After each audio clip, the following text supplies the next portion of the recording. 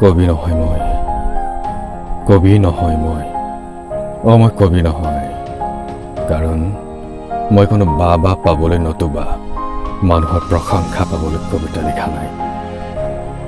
কোনো মানুহক মোহিত কৰিবৰ বাবে কবিতা লিখা নাই। লিখিছোঁ মাথো মনৰ মাজত চলি থকা কিছু যন্ত্ৰণাৰ কথা। জীৱন ডিঙিত পোৱা ঘাত প্ৰতিঘাতৰ কথা। লিখিছোঁ মই মোৰ মনৰ মাজত চলি থকা ধুমুহাৰ কথা। কিছু নিজৰ অভিজ্ঞতাৰ কথা।